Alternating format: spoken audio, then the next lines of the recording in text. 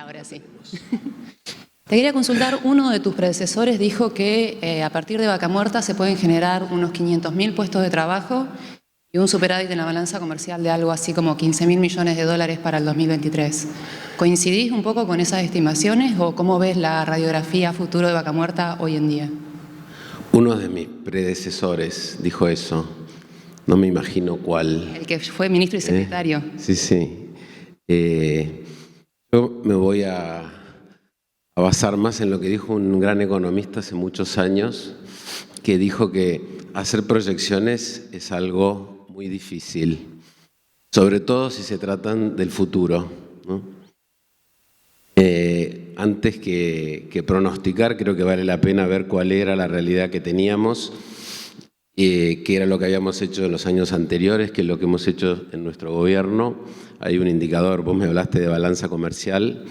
En el año 2006, Argentina tenía un superávit de su balanza energética de 6.000 millones de dólares, ¿no? Era un motor de la economía, más que nos autoabastecíamos de energía y generábamos 6.000 millones de dólares. Era el segundo sector después de la agricultura en generación de divisas y por ende de inversión y de empleo detrás. 7 años después, solo 7 años después, esos 6.000 positivos se convirtieron en 7.000 negativos. O sea, en 7 años le quitamos a la economía argentina 13.000 millones de dólares que dejamos de exportar y tuvimos que empezar a importar. Esos son 13.000 millones de dólares de menos empleo, menos inversión, menos actividad, más carencia de divisas, más fragilidad externa.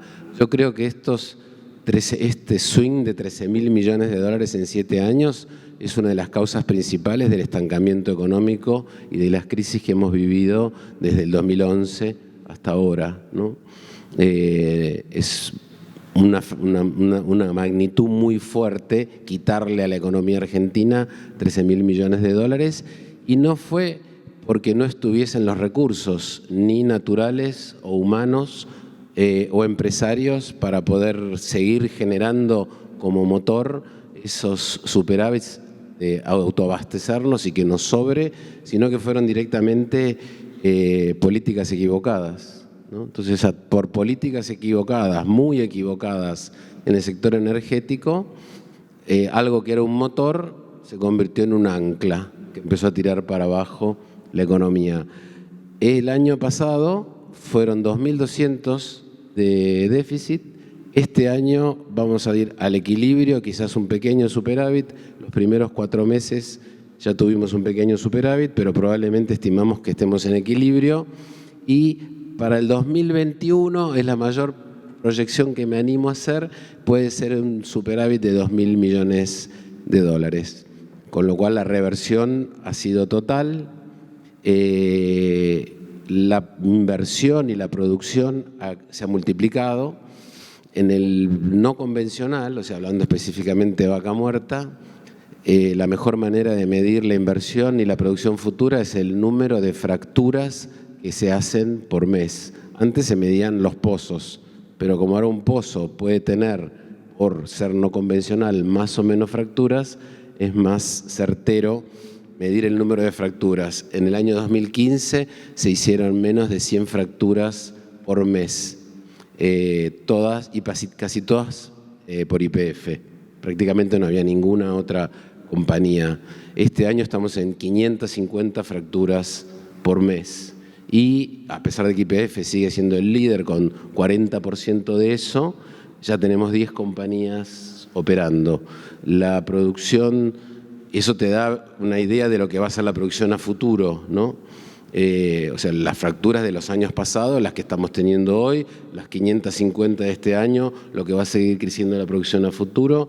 En los últimos 12 meses, el crecimiento del petróleo no convencional de Vaca Muerta está creciendo a un ritmo del 60% y el gas a un ritmo del 90%. Entonces, ¿por qué ocurrió esto? Y retomando un poquito lo que llegué temprano, así que escuché los 2 paneles anteriores. Y obviamente la mesa de Vaca Muerta fue la primera que hizo el presidente Macri, de sentar a todos los participantes juntos. Eso ha derivado en un montón de submesas donde se tratan temas muy específicos en los que están presentes el Estado federal con todas sus agencias, el Estado provincial, la municipalidad, las empresas productoras, los subcontratistas, los gremios, y eso ha sido muy importante, ¿no? Pero a mí me gustaría recalcar, y eso creo que lo sabemos todos, y a partir de ahí se empezaron a hacer mesas sectoriales en el resto de la economía. Pero a mí eso fue muy importante y es algo que tenemos que seguir profundizando. Yo soy el primer convencido que las reformas, entre otras laborales que necesitamos, se entienden mucho mejor a nivel sectorial, más que a nivel de grandes leyes abarcativas de todo nuestro régimen laboral. Pero nosotros, además de eso, hicimos 2 o 3 pequeñas cosas que no se habla y que pasan desapercibidas, ¿no? La primera fue que cambiamos la forma de fijar los precios, ¿no? Cuando nosotros llegamos, la tarifa de electricidad residencial cubría el 10% de los costos y la de gas el 15%. Y los productores locales de gas recibían 1/5 de lo que costaban las importaciones, ¿no? Eso en gas y por ende en electricidad. Y en petróleo teníamos una cosa que se llamaba barril criollo, que yo me imagino como un barril vestido de gaucho, pero que además de estar vestido de gaucho no tenía nada que ver con el precio del barril internacional. Entonces, si vos querés atraer inversiones en el sector petrolero, tenés que tener las reglas que tienen las empresas con la capacidad de poder invertir. Y esas reglas son que los precios locales se fijan por el mercado con las paridades internacionales. Bueno, ¿no? Ese es uno de los puntos claves que reclaman todas las operadoras, el mantenimiento de las reglas. Se achaca por un lado lo que es la aplicación de retenciones a las exportaciones y por otro lado lo que fue la reinterpretación de la resolución 46. Que se sí, pero pará, revisemos un poquito antes porque siempre hay que tener orden de magnitud, ¿no? Yo te acabo de decir que antes se pagaba el 10% del costo de generación de electricidad y el 15%. Hoy llegamos sectores industriales que pagan el 100% del costo de generación de gas o de electricidad, 100%. No hay subsidios a la industria y a pesar de ello la industria argentina goza de costos de energía 30% inferiores a los de Brasil o Chile, ¿no? ¿Por qué? Porque estamos empezando a usufructuar la competitividad de nuestro sector energético. Los precios del surtidor hoy reflejan los precios internacionales, ¿no? Y antes hubo momentos en que valía $100 el barril en el mundo y acá el barril criollo se pagaba 40, ¿no? Entonces, en ese marco destruimos todo lo que destruimos y pasamos de tener estos 6.000 millones de superávit a 7.000 de déficit y la inversión colapsó. Entonces, las 2 cosas que vos mencionás, las retenciones fueron una medida de urgencia. Creo que este gobierno de emergencia, más que ningún otro, ha demostrado que no nos gustan las retenciones, nos parecen uno de los peores impuestos que podemos tener, sobre todo en un país que necesita como prioridad exportar más, pero en el momento del mayor pico de la crisis no quedaba otra alternativa y justamente las pusimos en pesos fijas para dar certidumbre de que eso es algo que se va a ir erosionando en el tiempo y que en diciembre del año que viene se terminan. Y la resolución 46 no vale la pena entrar en detalles porque es algo muy sectorial. El gobierno cumplió con lo que está escrito. Si las empresas tenían otras expectativas, la frustración viene de las expectativas más que de la realidad. El gobierno nunca escribió en ningún lado que todas las empresas que se anotasen en aplicar al programa de resolución 46 tenían derecho a entrar, aunque cumpliesen con todos los requisitos. El gobierno podía elegir hasta dónde iba a aprobar. Era ridículo seguir aprobando programas de aumento de producción cuando ya tenemos el caño lleno, que el caño que viene de Vaca Muerta y que no es hoy no se produce más gas porque no hay posibilidad de transportarlo, ¿no? De sacarlo, con lo cual aprobamos 8 proyectos y no se aprobó más y el marco regulatorio contemplaba eso. ¿Este es el final de los subsidios para la producción de vaca muerta? Cuando los 2 años más que faltan de resolución 46, sí, porque vaca muerta tiene que desarrollarse por su rentabilidad como sector privado y con la competitividad que tienen. Todos los que me dicen los presidentes de las grandes compañías multinacionales que puedo hablar es que la calidad del recurso geológico es inigualable, ¿no? Y la calidad de los ingenieros argentinos, la calidad de las empresas argentinas, con lo cual no tenemos por qué subsidiarlo, ¿no? No, le quería consultar, porque ya nos queda muy poco tiempo, ¿qué se puede hacer desde el gobierno para, como palanca, facilitar lo que es esto que está diciendo? Están topeados los caños. Sí. ¿Cómo hacemos para que no decaiga o que no caiga la producción de gas? Está el proyecto de la planta de GNL, sí. No sé si antes que eso, vaca muerta más o menos la mitad es petróleo y la mitad es gas. Lo que está topeada es la capacidad de evacuación de gas. Tenemos capacidad ociosa para seguir aumentando la producción de petróleo y exportarla, como está ocurriendo por varios años más, porque tenemos capacidad ociosa en el transporte de petróleo de 150.000 a 200.000 barriles por día. No me voy a escapar a tu pregunta de qué podemos hacer para que se continúe el desarrollo de vaca muerta, pero antes creo que vale la pena también reflexionar por qué está ocurriendo lo que está ocurriendo en vaca muerta. Hay unos 50 países que tienen recursos no convencionales en el mundo y hoy solo se explotan en escala en 4: Estados Unidos, Canadá, Australia y Argentina. La última multinacional, British Petroleum, se retiró de China en explotación no convencional hace 20 días, ya no queda ninguna. China estaba primero en el ranking de recursos teóricos de gas. Y cuando les pregunto por qué se retiran, me dicen, y justamente porque en China no tenemos todo lo que tenemos en Argentina.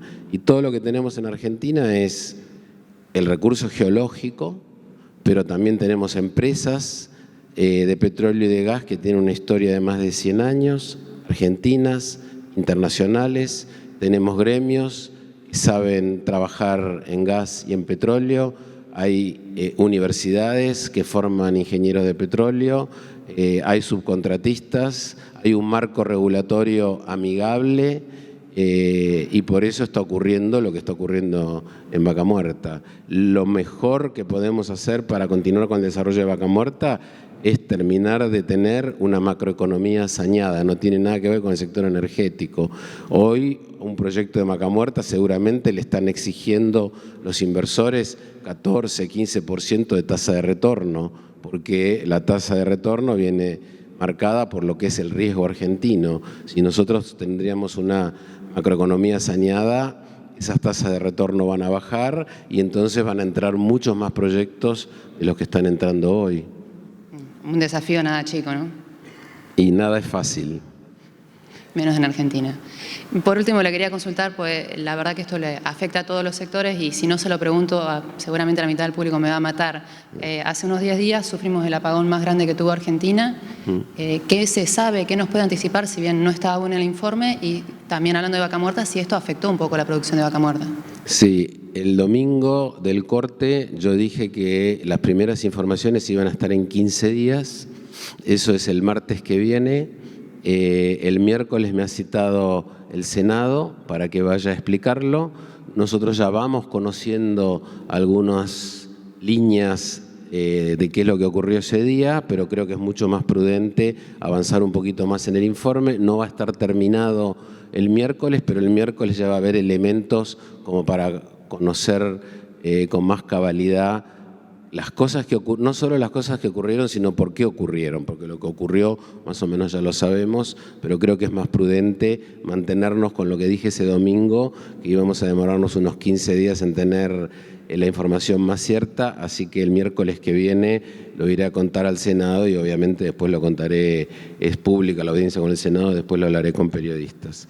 Pero, ¿sabés qué? Si me permitís, o estuve escuchando antes, me gustaría hacer alguna reflexión de todo lo que escuché antes de políticas de Estado y de la necesidad de consensos. Y la verdad yo pienso bastante diferente siempre desde mi papá me decía que yo siempre estaba en la vereda de enfrente, creo que tenía razón, pero bueno, me parece que vale la pena aportar un grano a la discusión sobre este tema de políticas de Estado impuestas desde arriba, desde una dirigencia o acuerdos de una dirigencia. Yo creo que la cosa va por otro lado, va por un tema mucho más cultural de la sociedad y que somos lo que entre todos elegimos ser. Voy a tratar de poner algunos ejemplos. La mejor manera para mí de medir el estado o el estadio de un país es ver el índice de desarrollo humano que hacen las Naciones Unidas, que se parece bastante al ingreso per cápita, pero que tiene algunas otras variables sociales, ¿no? Hay 189 países en el índice de desarrollo humano y Argentina está 47. O sea que uno podría decir, tan mal no estamos, porque hay 189, nosotros estamos 47. Creo que como siempre pensamos que tendríamos que estar entre los primeros, de ahí viene la frustración generalizada que tenemos. Pero si vamos a ver qué hicieron los 25 que están arriba de todo, hay 3 cosas que tienen todos, ¿no? Una es democracia, la otra es capitalismo y la tercera es un estado del bienestar. Estos 3 consensos no se lograron, son consensos muy importantes. El siglo XX fue un siglo muy convulsionado en el mundo, tuvimos 2 enormes guerras, enormes, como nunca en la historia había habido, quizás por la tecnología que ya había habido disponible. Esas guerras fueron una convulsión social en los países que la sufrieron, la sociedad cambió después de esas guerras. Después tuvimos una división del mundo en la época de la Guerra Fría entre 2 sistemas muy opuestos. O sea, el siglo XX fue un siglo muy intenso. Y en estos 25 países, que algunos de ellos no eran democracias, que algunos de ellos no eran capitalistas y que el estado del bienestar prácticamente a inicio del siglo XX no existía en ningún lado, llegaron a este lugar, ¿no? Democracia, capitalismo y estado del bienestar.